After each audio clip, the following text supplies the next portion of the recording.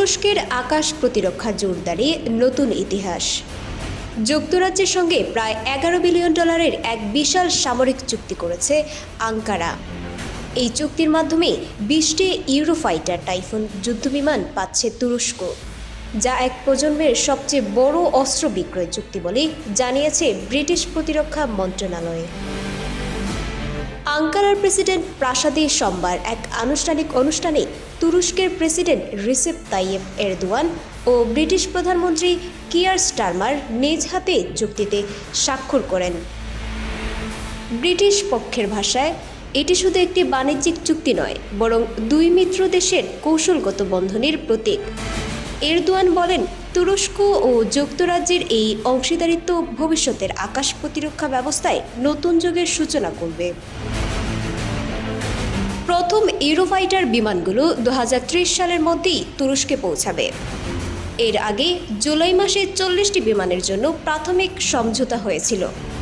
এবার সেটি আনুষ্ঠানিক চুক্তিতে রূপ নিল। ব্রিটিশ প্রধানমন্ত্রী স্টারমার আরও বলেন, এই চুক্তি শুধু তুরস্ক ও যুক্তরাজ্যের জন্যই নয়, বরং নেটো জোটের দক্ষিণ পূর্ব প্রতিরক্ষা লাইনকে আরও শক্তিশালী করবে। অন্যদিকে তুরস্ক ইতিমধ্যেই নিজেদের তৈরি KAN পঞ্চম প্রজন্মের যুদ্ধবিমান চালুর প্রস্তুতিতে রয়েছে, যার আগ পর্যন্ত এই ইউরোফাইটারগুলো তাদের আকাশ শক্তি ধরে রাখবে। তবে এই সফরের দিনই আঙ্কারার রাজনীতি নতুন উত্তাপে জর্জরিত হয়। ইস্তাম্বুলের মেয়র এক্রেম ইমামোগলুর বিরুদ্ধে নতুন মামলা দায়ের করে তুর্কি প্রসিকিউশন।